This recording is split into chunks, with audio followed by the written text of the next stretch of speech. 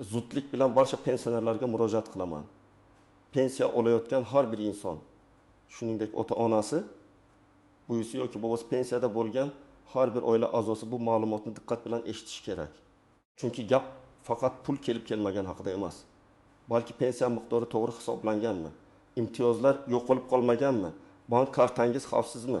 Hujjatlaringizda xatolik yo'qmi? Degan juda muhim masalalar haqida ketmoqda. Men bugun sizga oddiy tilda mutaxassis sifatida nimalarga e'tibor berish kerakligini, kimlar darhol tekshiruv qilishi lozimligini va qanday amaliy qadam tashlash kerakligini batafsil tushuntiraman. Iltimos, hoziroq kanalga obuna bo'ling. Videoga like bosing va bu videoni pensiya oladigan yaqinlaringizga yuboring. Chunki bitta oddiy tekshiruv ba'zan o'ylab yo'qotilgan pulni qaytarishga sabab bo'lishi mumkin. Avvallari ko'pchilik pensionerlar pensiya masalasida bitta narsa qarardi. Pul vaqtida tushdimi yoki tushmadimi? Agar karta yoki pochta orqali mablag' kelgan bo'lsa, demak hammasi joyida deb o'ylashardi. Lekin amalda bunday emas. Pensiya tizimida bir nechta muhim omillar bor. Ish staji, ish haqi ma'lumotlari, indeksatsiya, qo'shimcha to'lovlar, nogironlik yoki boquvchisini yo'qotganlik bilan bog'liq holatlar. Nafaqa va kompensatsiyalar, bank rekvizitlari, shaxsiy ma'lumotlarning to'g'riligi. Shu omillardan bittasida xatolik bo'lsa ham, pensioner har oy ozroq pul olishi, ayrim imtiyozlardan foydalana olmasligi yoki to'lov kechikishi mumkin. Hozir esa vaziyat boshqacha. Ko'p jarayonlar elektron bazalar orqali tekshiriladi, turli idoralar ma'lumot almashadi. Bank kartalari orqali to'lovlar kengaygan, ayrim hujjatlar avtomatik solishtiriladi. Bu yaxshi tomoni, chunki inson idorama-idora yurmasligi kerak. Lekin shu bilan birga elektron bazadagi bitta noto'g'ri raqam, eski pasport ma'lumoti, noto'g'ri yozilgan familiya, ish staji bo'yicha kiritilmagan davr yoki bank kartasining muddati tugagani katta muammo keltirib chiqarishi mumkin. Men amaliyotda ko'p ko'rganman. Pensioner mening pensiyam shunaqa bo'lsa kerak deb yillab yuradi. Keyin hujjatlarni tekshirtirsa, ma'lum bir ish davri hisobga olinmagan bo'ladi. Shuning uchun bugungi asosiy fikrim shunday. Pensiya olayotgan odam faqat pul tushganini emas, pulning nima asosida, qancha miqdorda, qaysi hujjatlar bo'yicha hisoblanayotganini ham bilishi kerak. Bu murakkab tuyulishi mumkin, lekin men sizga qadam-qadam tushuntiraman. Birinchi navbatda kimlar xavotir olishi va darhol tekshiruv qilishi kerakligini aytaman. Agar siz yaqinda pensiyaga chiqqan bo'lsangiz, albatta pensiya hisob-kitobingizni tekshirtiring. Chunki pensiya tayinlanganda ish staji, maosh ma'lumotlari, arxiv hujjatlari mehnat daftarchasidagi yozuvlar asos qilib olinadi. Mehnat daftarchasida sana noto'g'ri yozilgan bo'lishi, korxona nomi o'zgargan bo'lishi, arxivdan ma'lumot yetib kelmagan bo'lishi mumkin.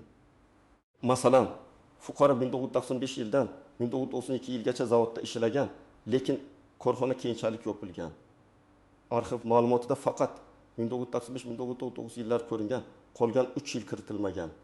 Natijada pensiya hisobida 3 yil staj yo'qoladi. Bu har oyda katta bo'lmagan farqdek ko'rinsa ham, 1 yil, 2 yil, 5 yil davomida sezilarli summaga aylanadi. Ikkinchi toifa pensiya miqdori o'zgarmagan yoki juda kam o'zgargan deb o'ylayotganlar. Odatda pensiyalar ma'lum davrlarda qayta ko'rib chiqiladi, indeksatsiya qilinadi. Eng kam miqdorlar va bazaviy ko'rsatkichlar o'zgaradi. Lekin hamma pensionerda o'zgarish bir xil bo'lmaydi. Kimdadir asosiy pensiya oshadi. Kimdadir qo'shimcha to'lov paydo bo'ladi. Kimdadir esa hujjat yetishmagani sababli o'zgarish to'liq aks etmasligi mumkin. Masalan, bir pensioner avval 1 million 200 ming so'm olgan. Keyin o'shishdan so'ng 1 million 310 ming so'm olgan. Qo'shnisi esa 1 million 220 mingdan 1 million 120 mingga chiqqan. Bu darhol menga kam berishyapti degani emas, lekin sababini bilish kerak. Ehtimol qo'shnining ish staji ko'proq, ustama turi bor, nogironlik guruhi bor yoki boshqa imtiyoz mavjud. Ehtimol sizda ham shunday asos bor, lekin hujjat topshirilmagan. Uchinchi toifa bank kartasi orqali pensiya oladiganlar.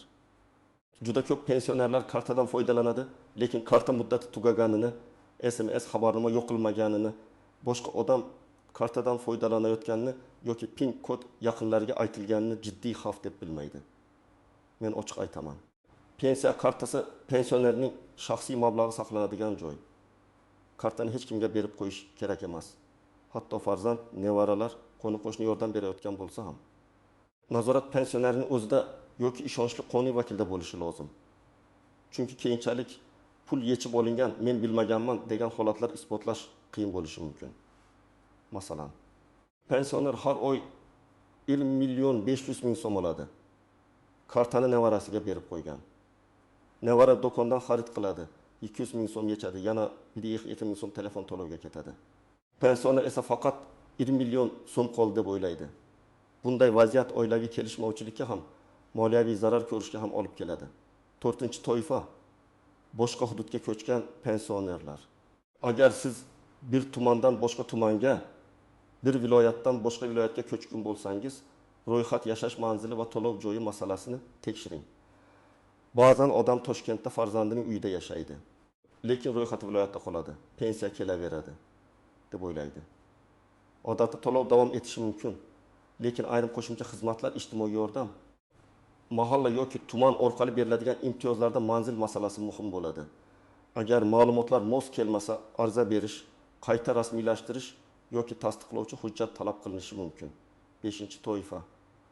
Nogironligi bo'lgan pensionerlar va parvarishga muhtoj keksalar. Bu yerda juda ehtiyot bo'lish kerak. Nogironlik guruhi, tibbiy xulosa parvarish zarurati, dori-darmon, kommunal to'lovlar, sanatoriy yo'llanmasi yoki boshqa ijtimoiy yordamlar bo'yicha alohida tartiblar bo'lishi mumkin. Agar hujjat muddati o'tib ketgan bo'lsa, komissiya xulosasi yangilanmagan bo'lsa yoki ariza berilmagan bo'lsa, odam o'ziga tegishli yordamni olmasligi mumkin. Masalan, 2 guruh nogironligi bo'lgan pensioner har oy pensiya oladi, lekin reabilitatsiya vositalari yoki qo'shimcha ijtimoiy yordam haqida bilmaydi.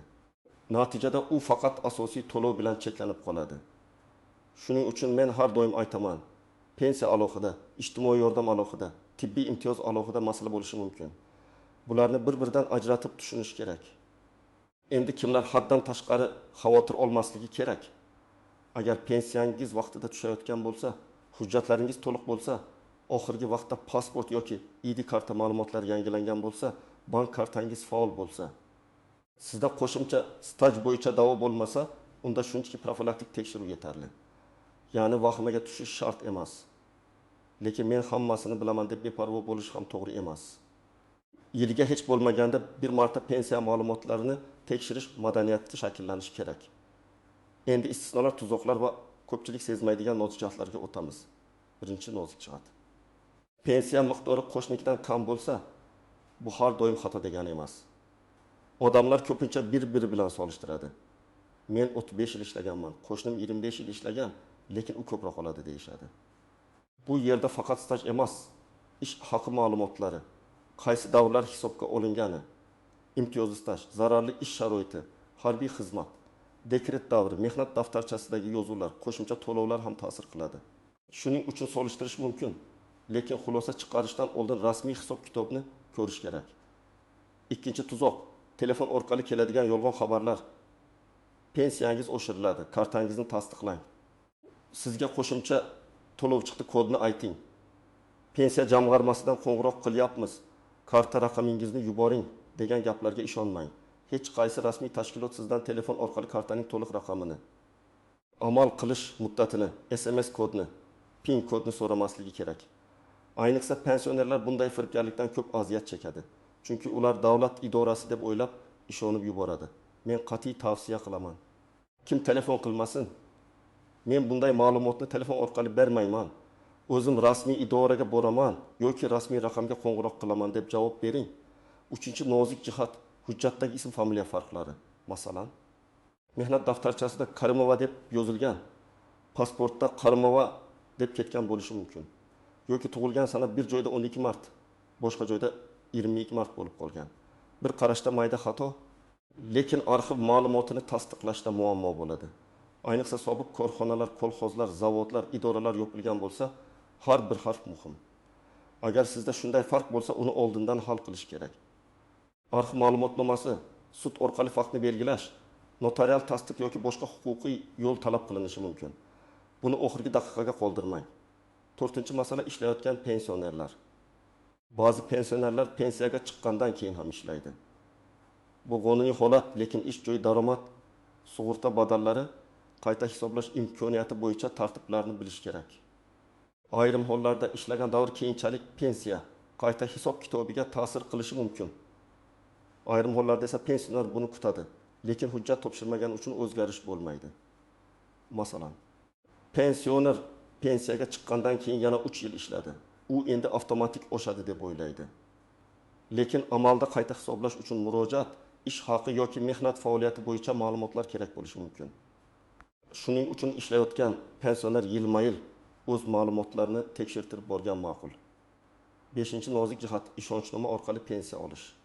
Agar pensioner betob bo'lsa yoki yura olmasa, boshqa odam ishonchnoma bilan pensiya mablag'ini olishi mumkin. Lekin ishonchnoma aniq, qonuniy va muddati amalda bo'lishi kerak. Og'zaki kelishganmiz, o'g'lim olib beradi, qo'shnim yordam beradi degan holatlar xavfli. Ishonchnoma orqali pul olayotgan odam har bir xarajatni pensioner yoki uning oilasi bilan ochiq hisoblashishi kerak. Aks holda keksa insonning haqqi poymol bo'lishi mumkin. 6-masala, vafot etgan pensionerning to'lovlari. Bu juda nozik, lekin aytish shart.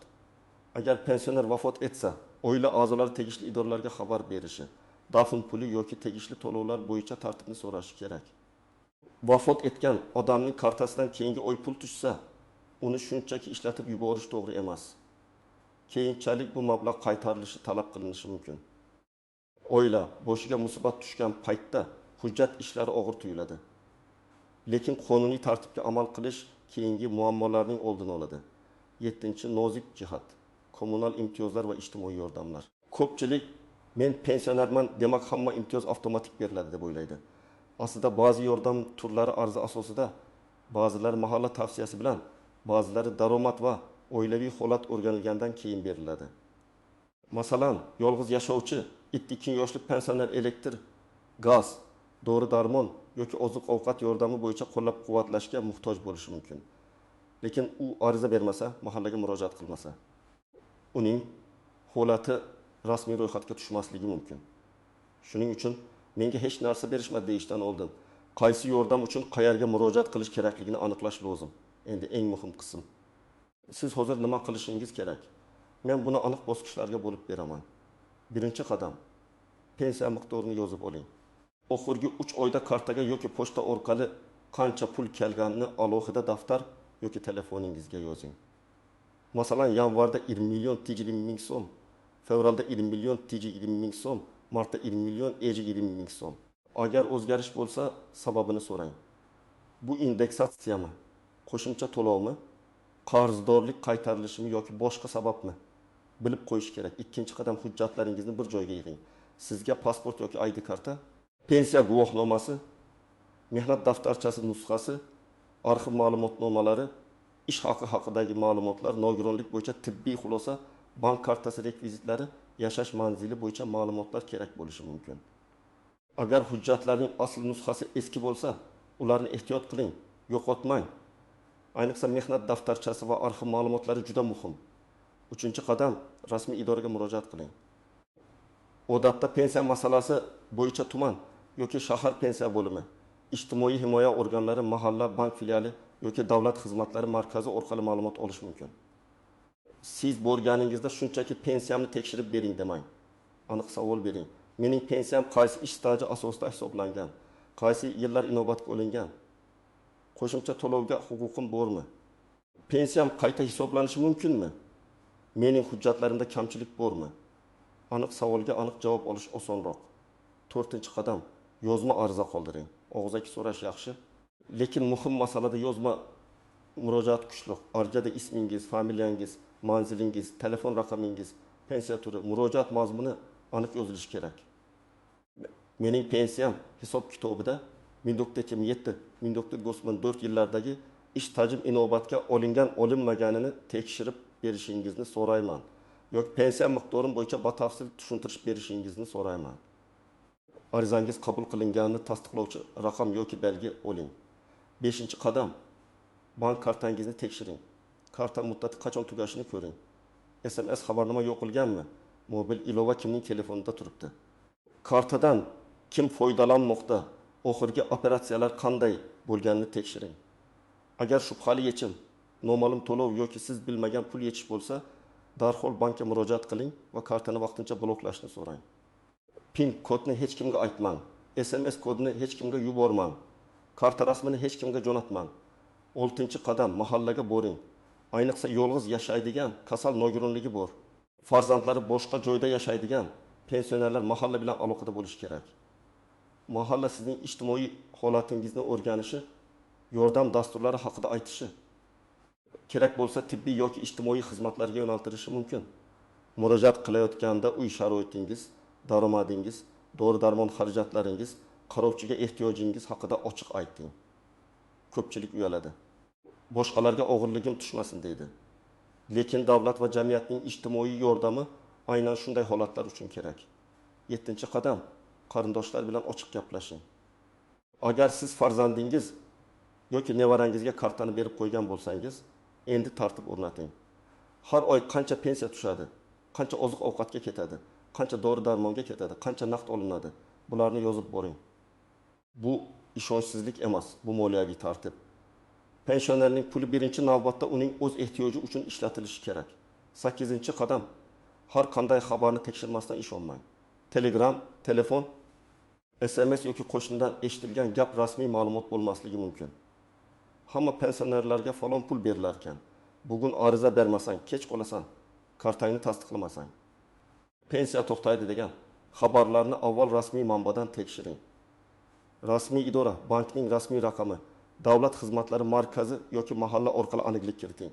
9-qadam, agar javobdan norozi bo'lsangiz, yuqori tashkilotga murojaat qiling. Har bir fuqaroning murojaat qilish huquqi bor. Agar sizning arizangizga javob berilmasa, javob tushunarsiz bo'lsa yoki hisob-kitobda xatolik bor deb o'ylasangiz, yuqori turuvchi tashkilotga, xalq qabulxonasiga yoki qonuniy maslahat beruvchi mutaxassisga murojaat qilishingiz mumkin. Muhimi, hissiyot bilan emas, hujjat bilan harakat qiling.